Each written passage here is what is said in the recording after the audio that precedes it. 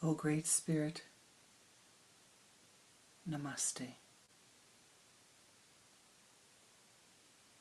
Saints and sages of all times, of all places, Namaste.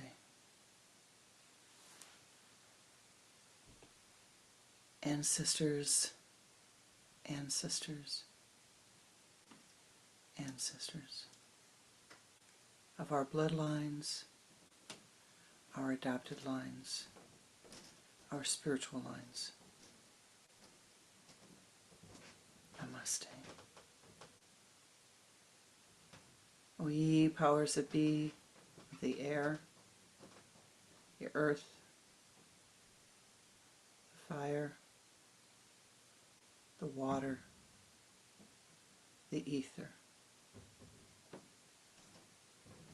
Namaste.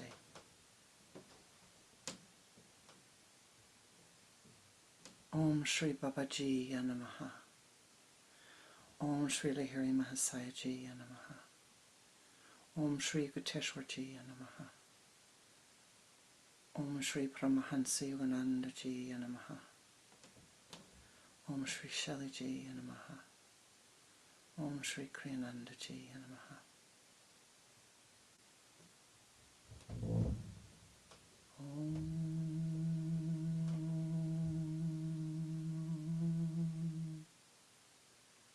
Most beloved and precious Ishtadevata, in all of thy names and all of thy forms,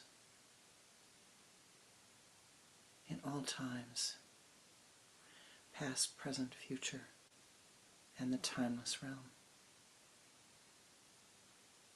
Namaste. Bless us.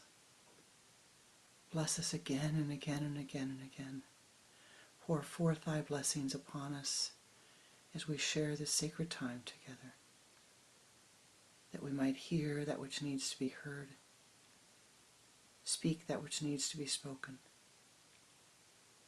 draw within our consciousness, reveal unto us that which we need to see, to find ever greater joy and happiness,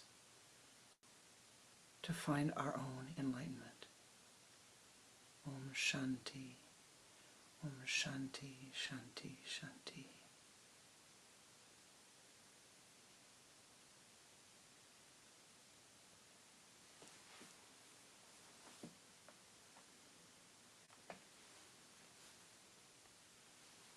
Namaste.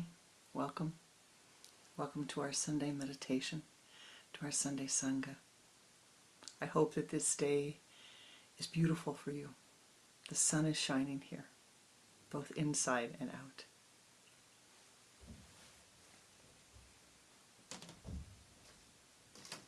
Once upon a yogi time, in the ever-present now, there was a disciple who had a guru. And the guru was teaching about the laws of karma, was teaching the fundamental principles of Kriya Yoga, the law of karma, the law of cause and effect. Now, this disciple was a good fellow, a really good fellow, but he was a Leo. Now, he had his sun in Leo, he had his moon in Leo, he had his ascendant in Leo. Oh, he was a Leo through and through. He was enthusiastic. That's a good thing in a disciple, enthusiasm. But with so much Leo, he also had this strong feeling that whatever he wanted was the way life should go. Now, the guru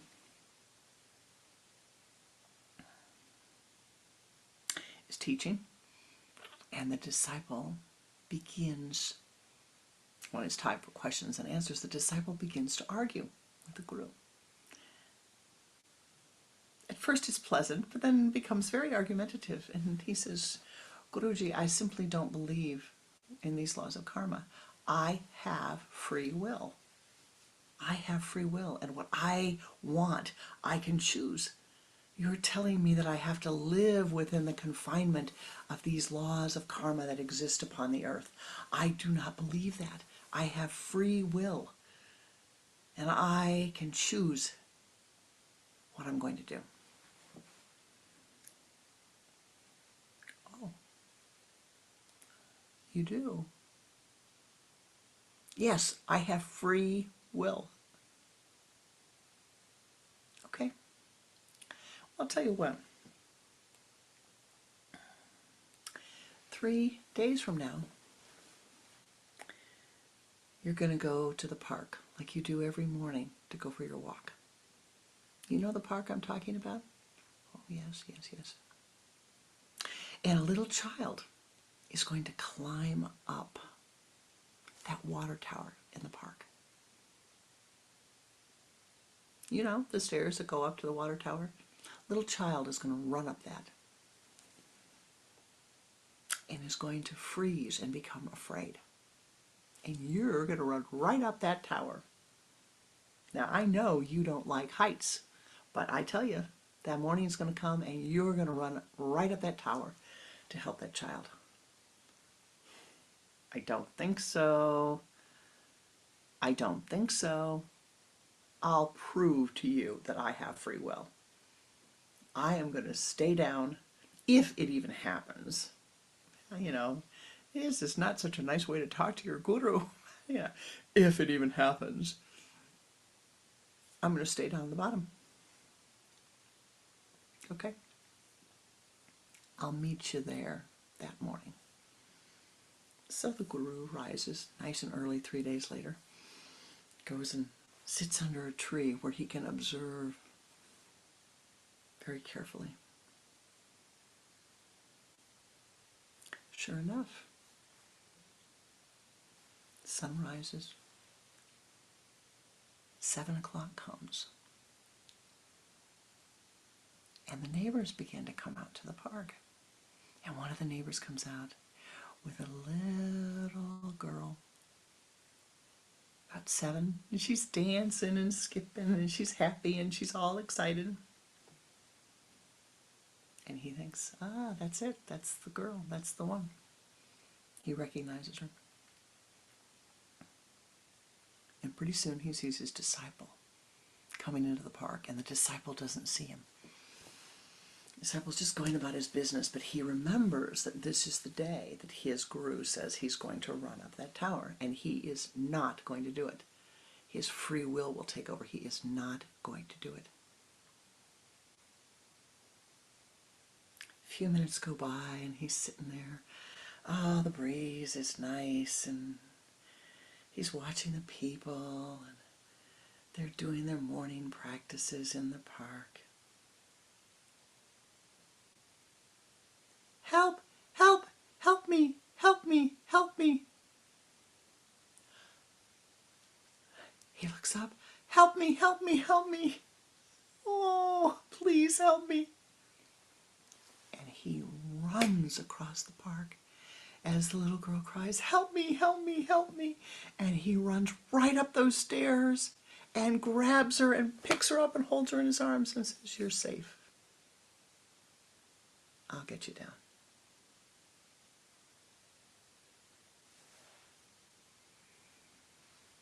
And walks with her down to the bottom.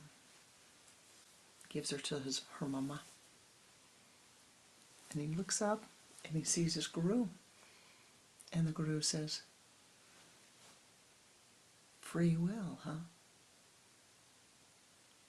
What happened to your free will, disciple? Well, Guruji, I couldn't. Yeah. You couldn't leave her up there.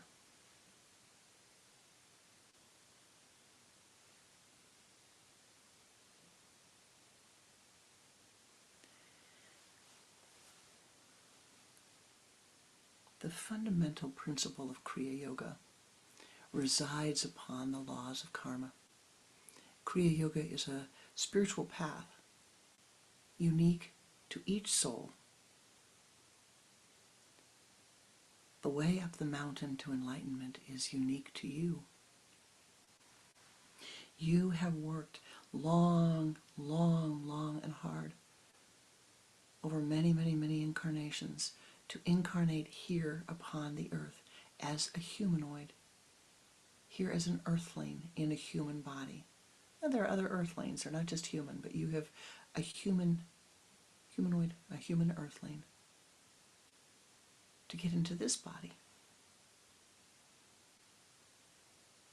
You have worked harder, much, much, much harder, to find teachings, to find a tradition that may be a tradition that will help you to find your own enlightenment. Now, every path is different. Each of you are walking your path. But, it's not a super highway. You have a few people walking with you. Maybe some walking a little bit ahead that can say, well, there's a bump in the road up there.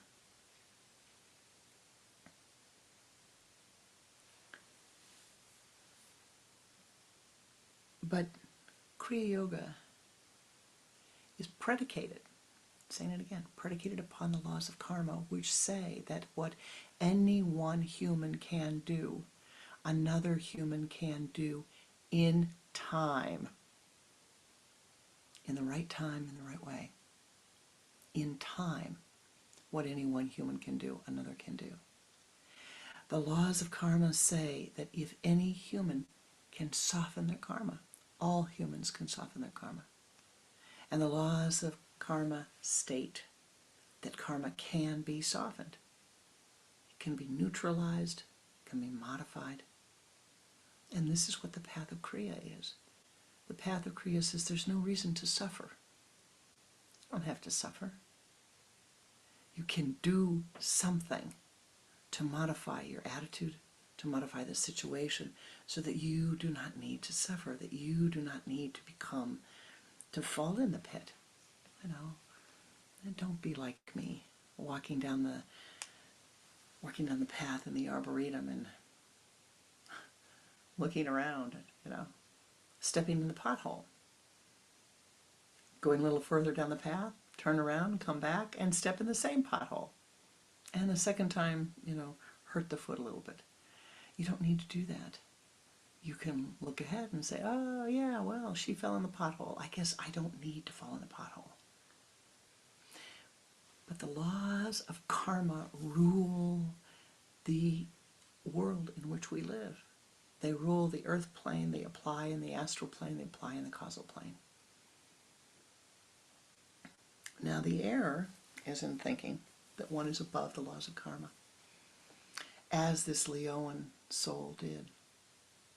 Now, we all have Leo in our souls.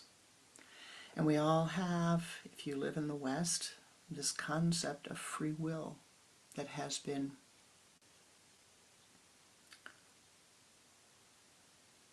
promulgated, if you will.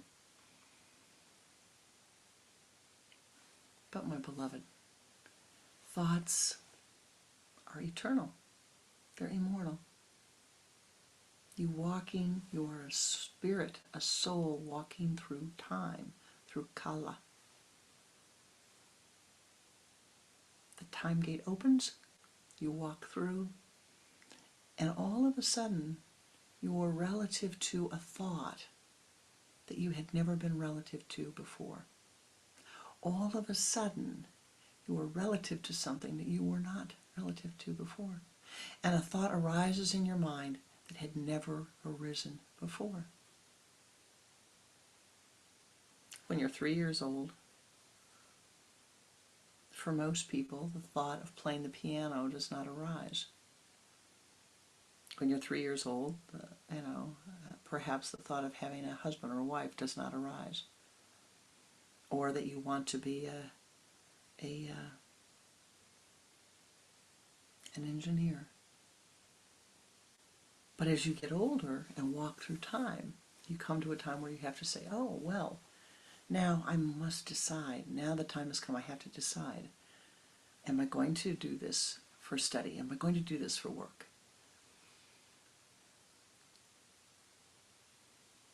But we like to think we have choices. Too often, the thoughts rise in the mind and we think, oh, what a great thought that is that I thought. Oh, really? What we've done, and this is really, it's helpful. For me, it was always helpful. It's always been helpful. Is to recognize that when I bump into a thought rises in my mind.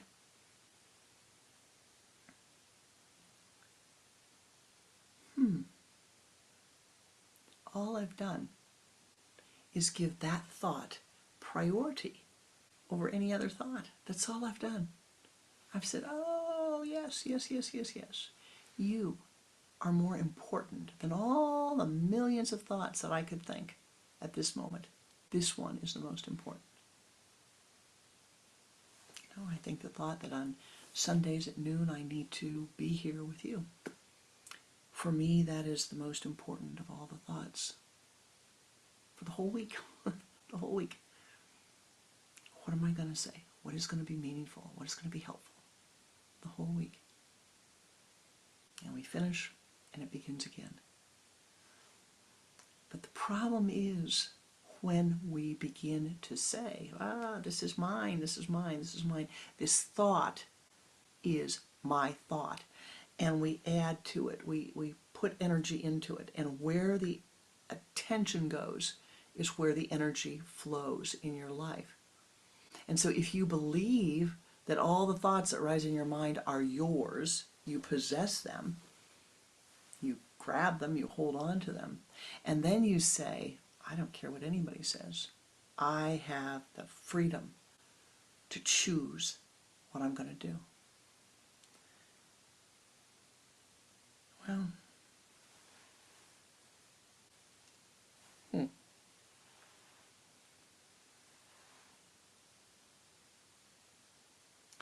do you? You only have the freedom to choose that which you have thought about. If you haven't had the thought, you can't make the choice. This might help. There's an author who wrote a wonderful book called May You Be the Mother of 100 Sons. New York Times author, if I remember correctly. And her husband was transferred to India, so she went up to India, and she was a freelance writer and decided that she was going to go around India and do interviews with people about their lives. But she wanted to ask some questions. So she started to go to villages and ask the women, do you think you could ever be the head of the village? Would you ever like to go to school? What do you think is in the village over there? Have you ever been to the big city?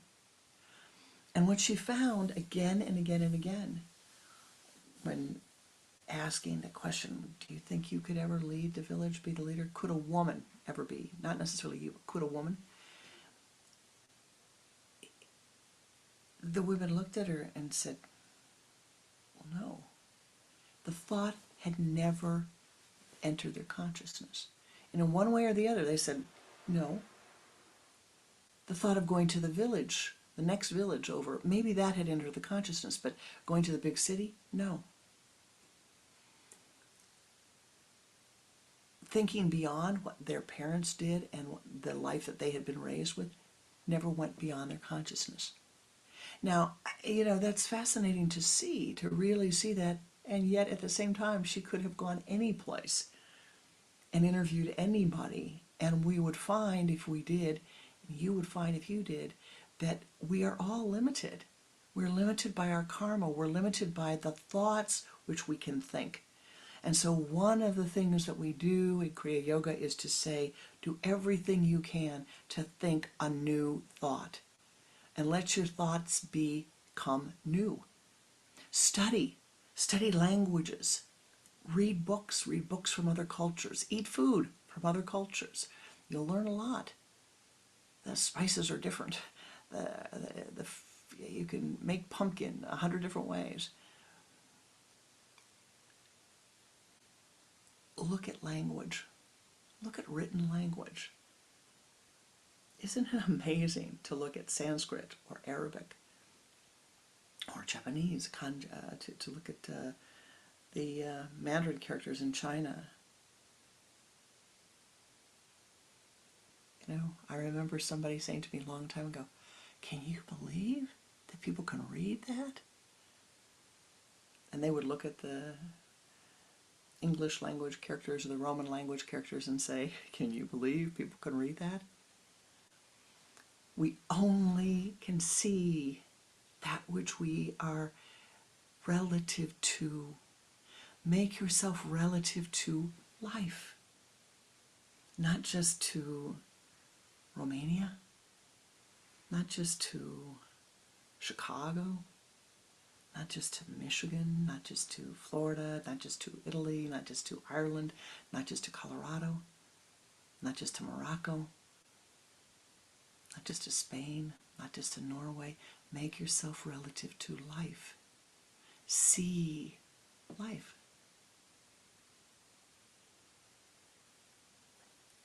Take this thought of free will and the error in that thought of free will. I know free will, the concept causes this great pain, really great emotional pain oftentimes, because there's the concept, the idea that I should be able to do whatever it is that I want, regardless of the time, the circumstances, the karma.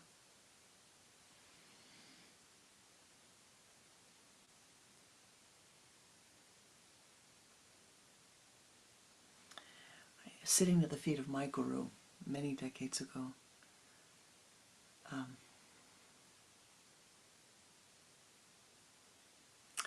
he was teaching the disciples.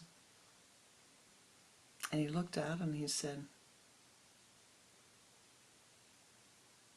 all humanoids are not equal.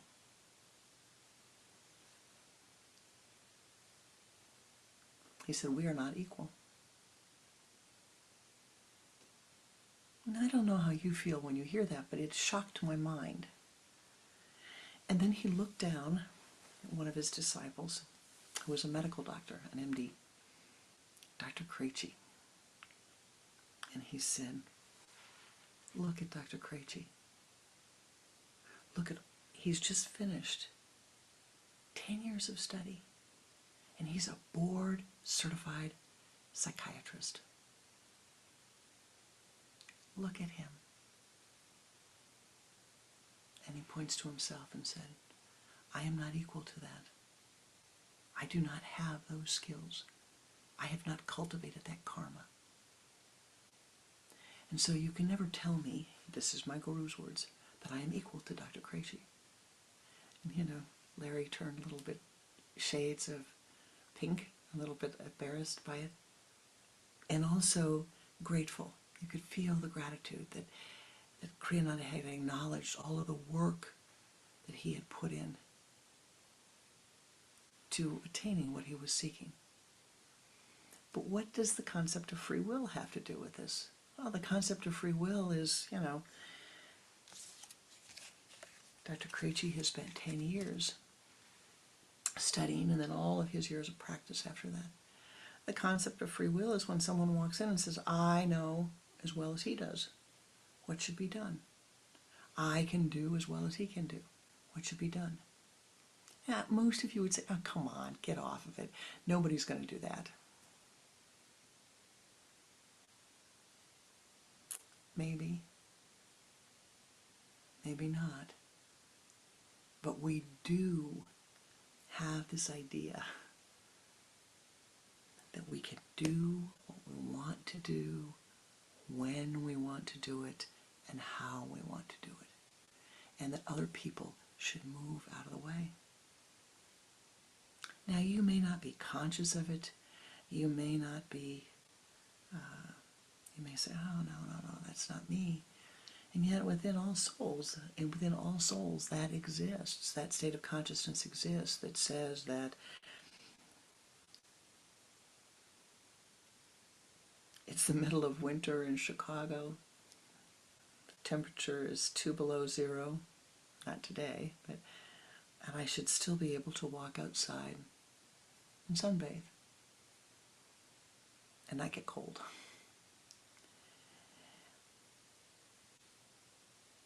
This concept of the laws of karma is contingent upon one reality, and that is that you and you alone are the maker of your karma. You and you alone can soften your karma. You and you alone can neutralize your karma. The karma that you have created for this lifetime, learn from it. Learn how to adjust your attitude. Learn how to think a new thought. Learn what to do to think a new thought. You can soften and change the karma. You don't have to hurt yourself because of a piece of karma. I had a piece of karma 18 months ago, a piece of Pluto karma, and I was in three accidents, 3 times in 12 months, rear-ended. The car was rear-ended. One time I was driving, the other 2 times someone else was driving. I wasn't hurt. The other person wasn't hurt. The person hitting us wasn't hurt. The car was hurt. The first 2 times the car was a little damaged that had to be going to the shop to taking care of it. The 3rd time just shook up. The car did not get damaged either. Now, that could have been a lot worse. All of those accidents could have been a lot worse. Having the karma to have 3 rear-ended accidents in 12 months, that's, that can be very difficult. But do your practices. Meditate, meditate, meditate, meditate, meditate, meditate. Let no thing become between you and your meditation. Get up in the morning and sit and meditate. Choose the mantra that you wish to chant. Choose the Kriya that you wish to perform, and do it. If you have time constraints, set your phone, set your alarm, set your watch, whatever you have to set. 30 minutes, 15 minutes. If you're lucky, an hour and a half. So you don't worry. You sit down and you do the practice. You're not worried. No distraction. I know that if I have something I have to do by such and such a time, it's fine. The chimes will go off for me. And sit and do the practice. Call upon the powers that be to help you. Ask for help.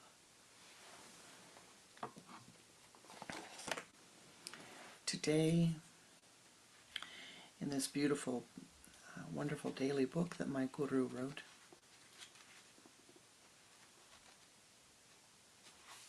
there's a prayer.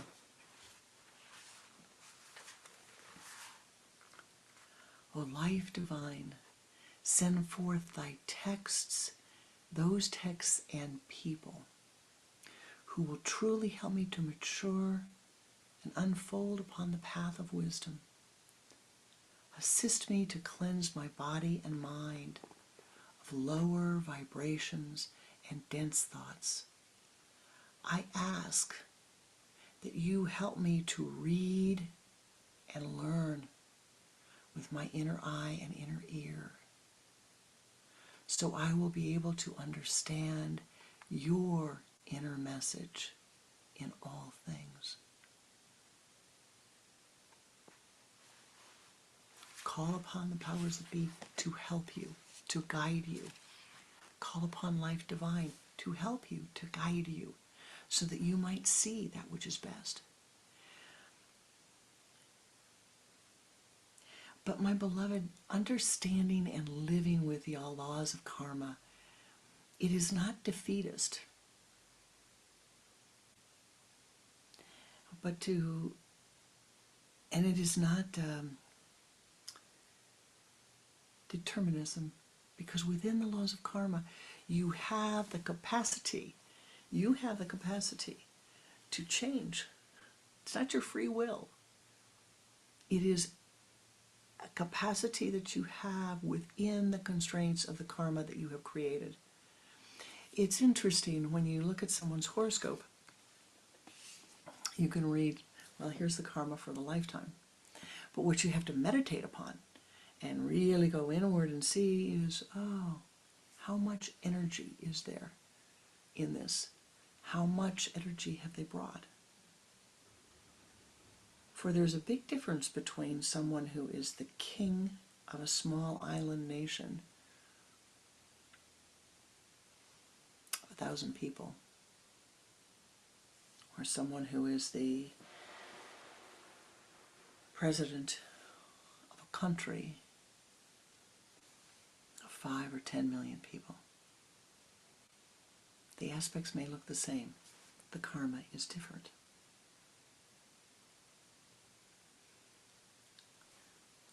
Set aside this notion of free will.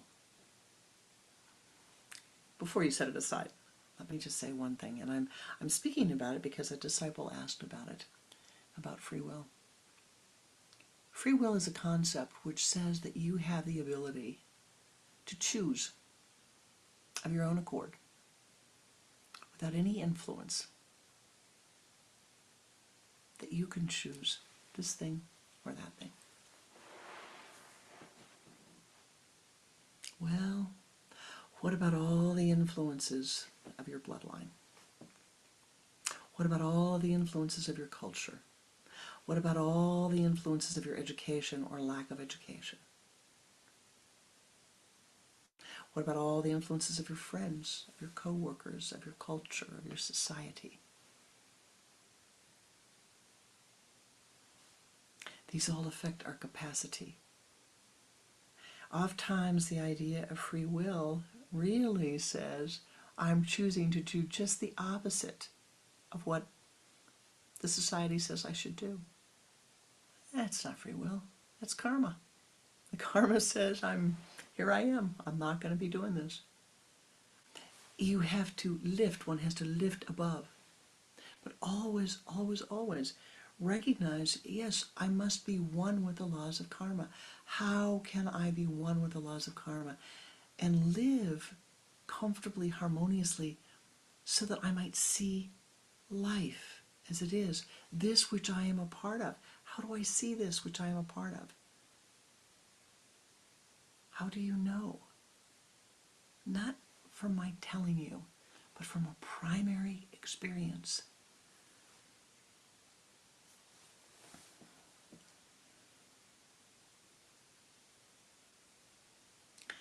When people leave the human body, when souls leave the human body, they go to the astral. But we've created a word, mort, dead. Not such a good word. Because it implies that the soul and the spirit are gone. It implies all of a sudden, this being who was here, I can no longer communicate with them. Really? If you think that thought, then all your capacity to speak on the other side, to hear to the other side, to move to the other side yourself, while you are in this body, you kill it. Because you've placed blinders on. You've said, no, no, no, no, no. Take those blinders down, open them up a little bit, and then more and more and more and more and more and more and more.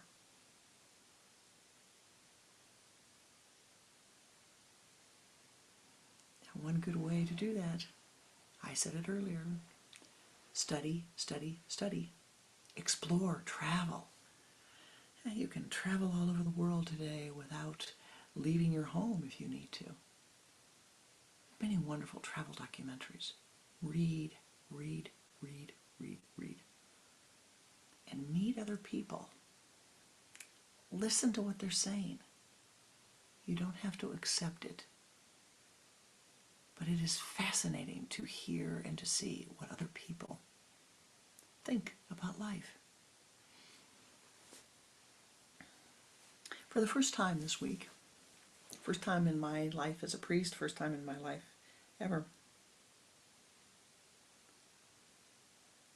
I ran into a situation where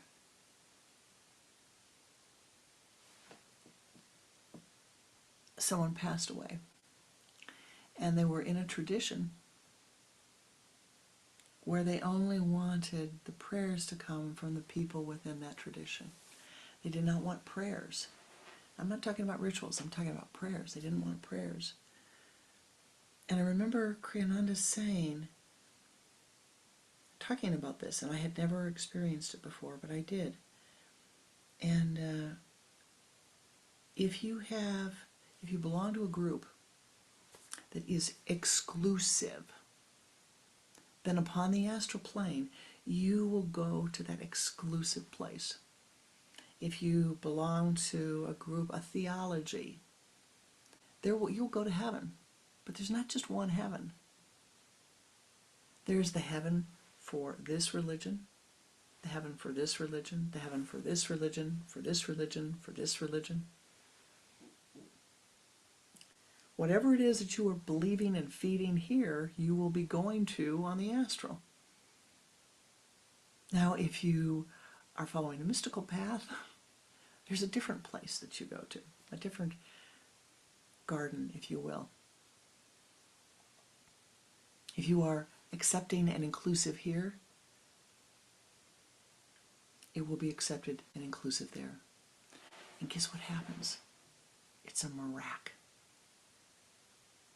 If you open your eyes and accept all the others, accept that they need to be able to do that which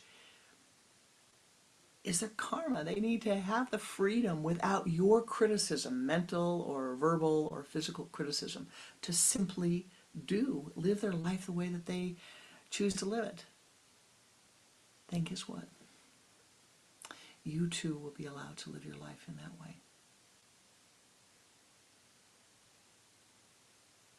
Every once in a while, somebody will try to confine you. Mentally bow to them, that you might be free.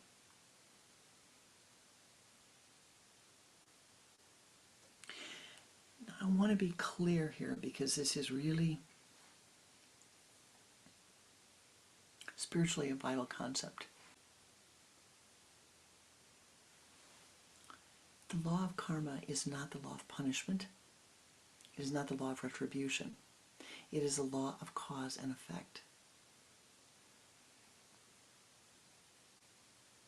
All these mystical practices that you are learning, all the visualizations you're learning, all the kriyas you're learning, all the meditation, all the breathing, everything will help you to soften your karma, will help you to change your view, your attitude.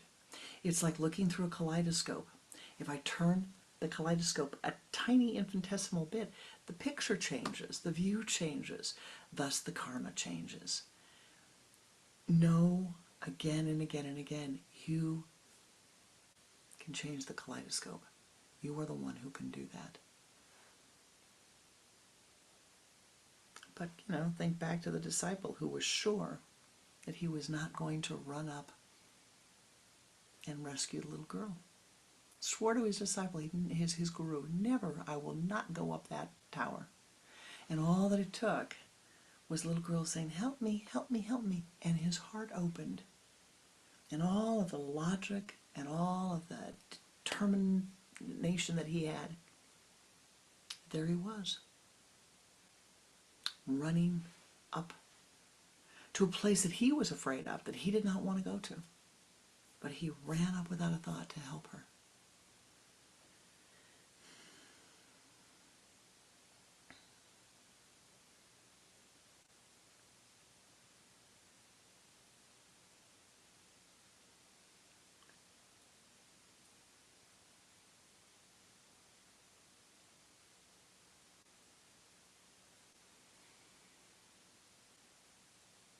I don't think I've communicated what I need to communicate. But let me just end, before we go into our meditation, let me end with a story.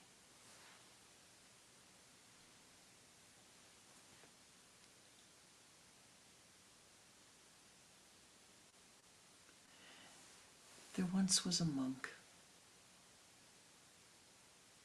The head monk of a zendo. And he was walking in the forest, as he did every morning. And he heard a small voice saying, "Help me, help me, please help me." He looked down and, "Oh, good morning, Mr. Fox. Namaste. How may I help you?"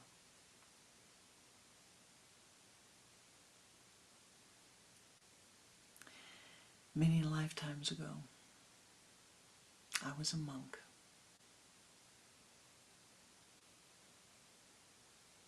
My master asked me the question, and you can see by looking at my body, I gave the wrong answer. Now I know. Would you please ask me the question again? Help me. Of course. Come to the monastery tomorrow morning, and I will ask you the question. And the monk walked away to the monastery, called all of the monks together and said, "Tomorrow we have a special visitor, and I'd like you to build a funeral pyre. Bring the best wood, the best scented wood, the cedar, the palo santo, the sandalwood, and build. We will have a funeral tomorrow." They all wondered about that. The next morning, early, the head monk goes to the gate, and sitting in front is Mr. Fox. He'd been there all night.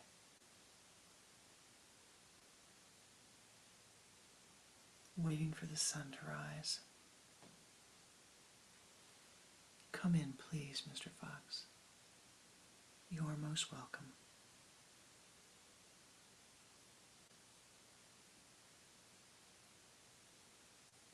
And the fox bowed its head and walked with great dignity into the zendo, as if he had been there lifetime after lifetime. He sees the funeral pyre and looks with great joy at the Zen master. Smiles.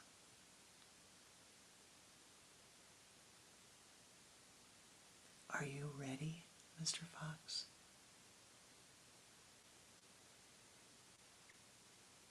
"I am ready. After all these lifetimes as a fox, I am ready."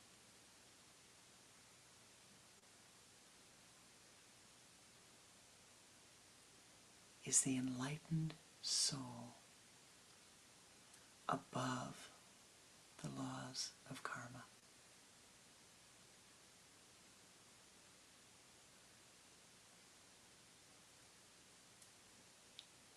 No, Master. The enlightened soul is one with the laws of karma.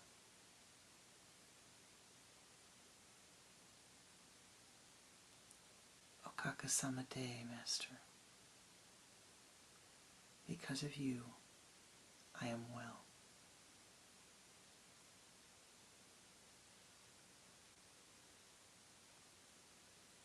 And with that, the fox breathed his last breath.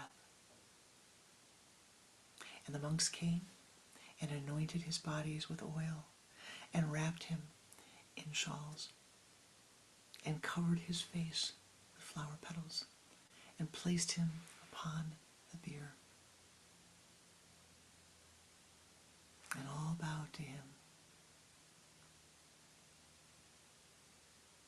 And the Zen master said, "This is a great soul. This is an enlightened soul." And with that, he lit the fire, and the ka raised from the bier, and all the monks could see this brilliant, brilliant white light as the fox ascended, no longer a fox, in his form as a monk, bowing. The enlightened soul is one with the laws of karma.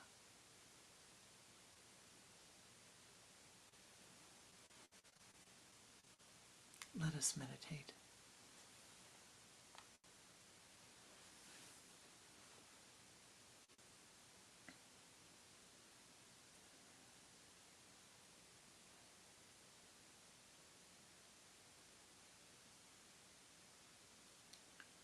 Sitting with your spine erect, your attention focused at the sun center.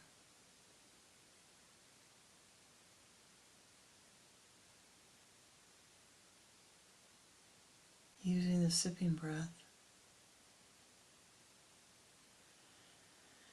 sipping as if through a straw. Do the sipping breath 3 times, just to cleanse the body of phlegm. Inhaling with the sipping breath, holding, and then exhaling through the front.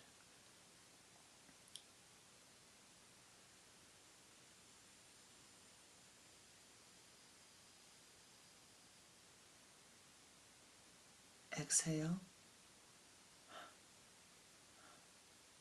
Again.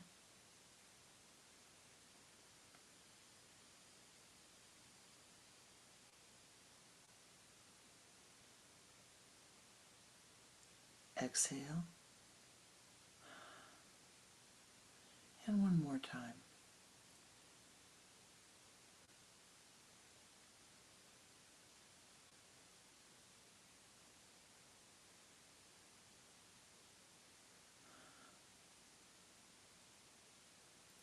Turn your head to the left with a double exhalation.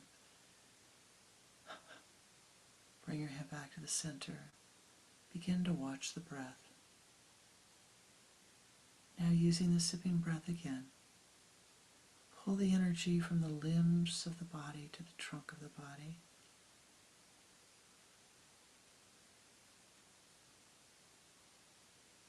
Now from the trunk to the spinal column.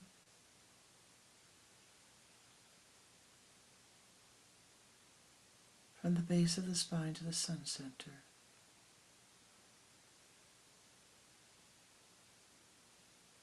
Moving that energy as a golden ball of light out in front of you.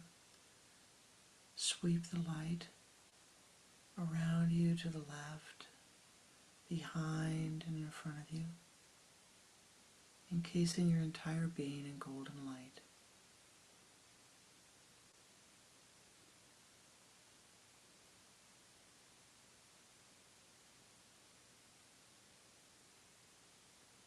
Expand that golden light. And now ascend upward, above the room, above the building.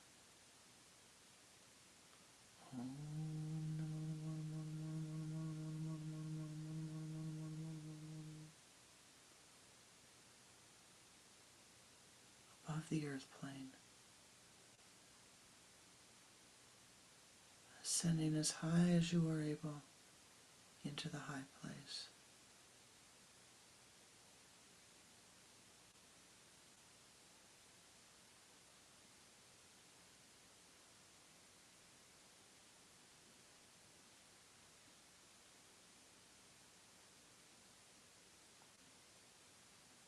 attaining the high place, you see in front of you a path.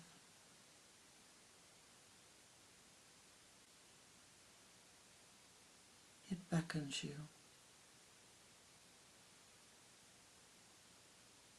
Enter onto the path.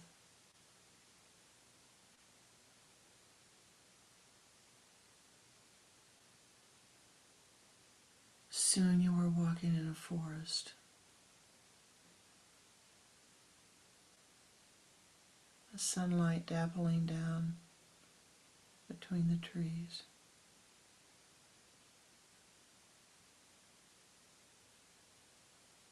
The ground verdant, flowers peeking up.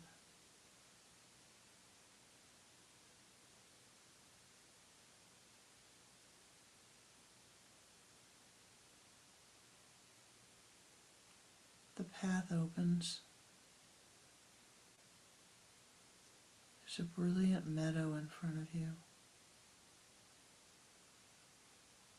The path continues through the meadow, the sun shining brilliantly upon you.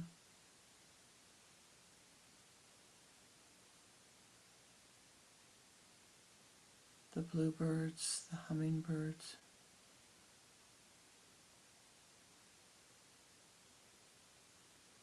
the dragonflies, all of the meadow beings are there, singing their songs to you as you walk through. All of them radiating the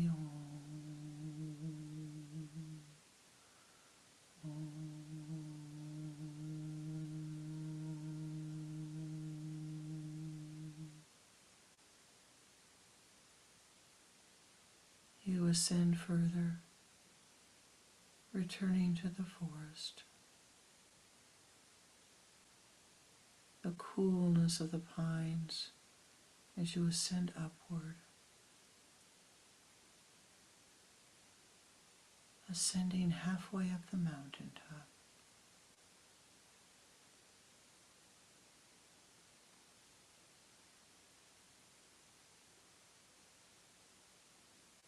You come to another clearing.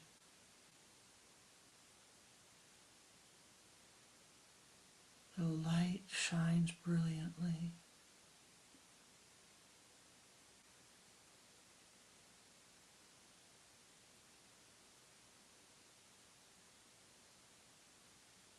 There is a shrine in front of you, radiating the perfect color for you, radiating the perfect light for you. You walk into the shrine, breathing in the light,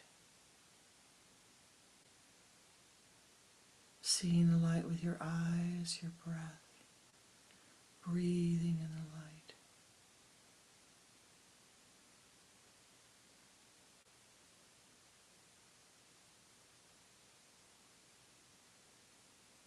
In front of you, the light grows ever brighter, and there's a pool.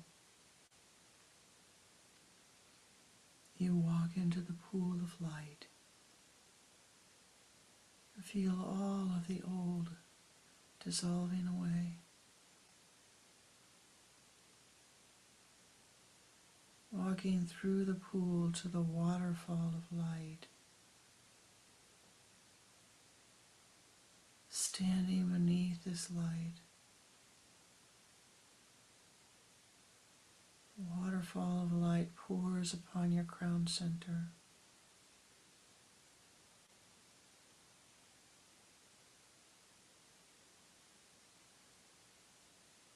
Filling every cell of your being with light. Loosening the karmas, washing away the karmas of the past. Letting go of all of the the difficulties, filling the being with light. You become one with the light.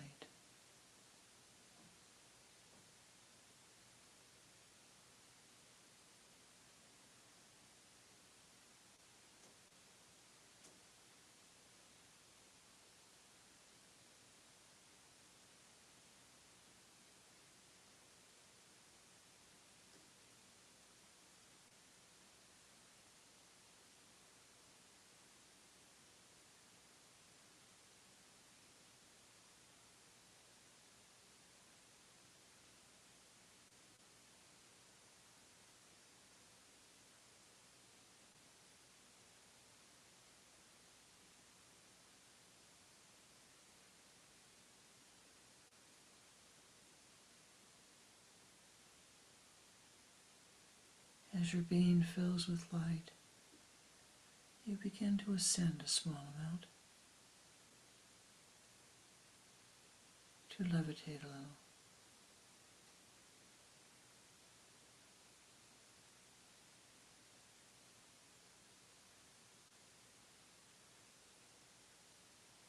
Walk forth now from the light, feeling cleansed anew, vivified and healed.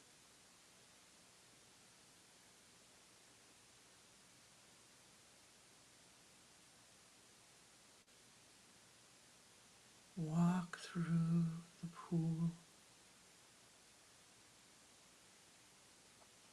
clothed anew. Continue to breathe in the light.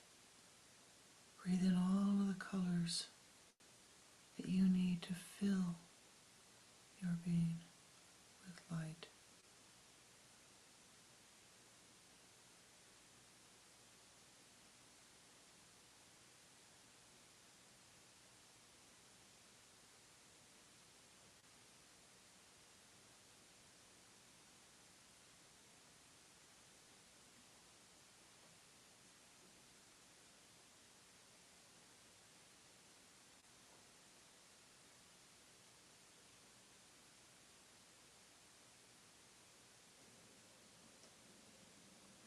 Walk forth from the shrine,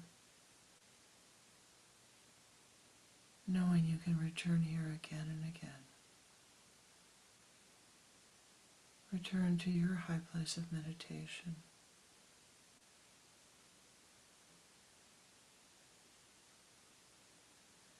Om Gam Ganapatiye Namaha.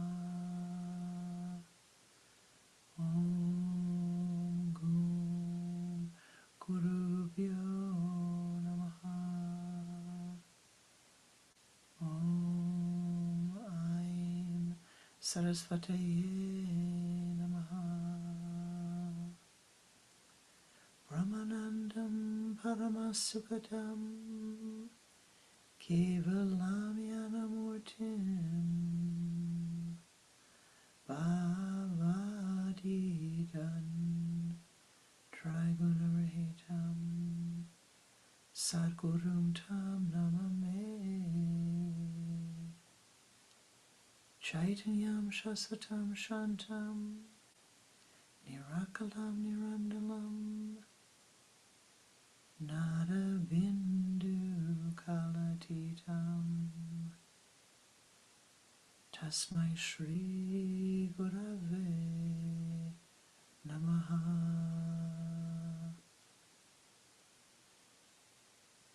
Guru Brahma, Guru Vishnu, Guru Deva Maheshwara, Guru Sachat Parabrahma. Tasmai Shri Gurave Namaha.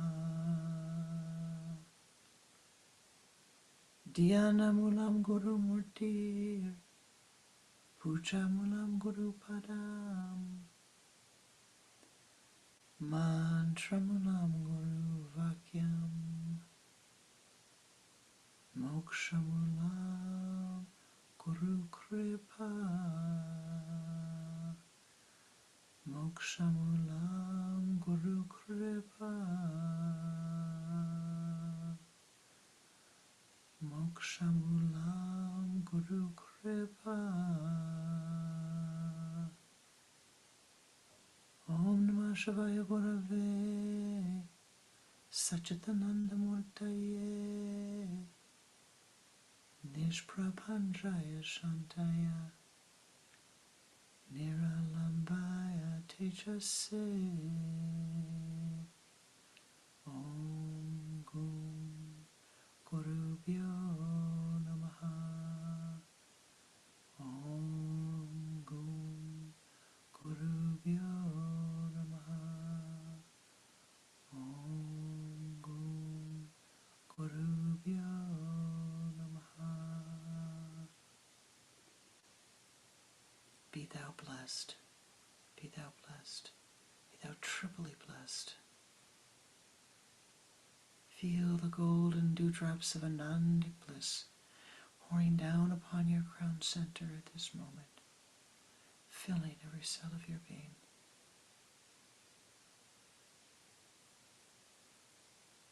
Carry that blessing with you. Share that feeling state with all of those who enter your aura.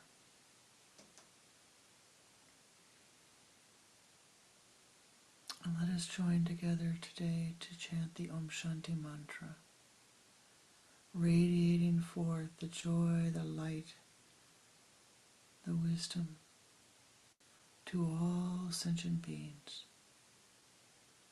in all realms of existence. And let us chant this together 3 times. And as you chant, feel the light radiating forth. Om Shanti, Shanti, Shanti.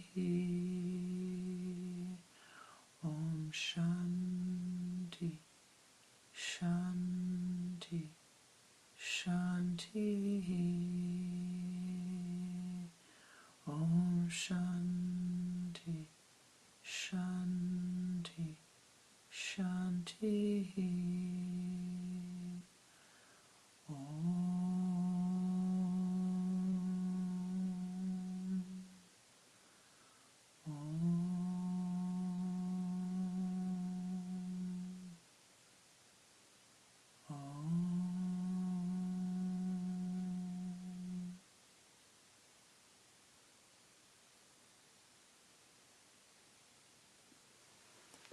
Namaste. Namaskar. Shanti. I thank you for the blessings of your presence. Thank you for your spiritual energies, for you taking the time today to be here. It is always a blessing to be in your presence. Thank you. Shanti.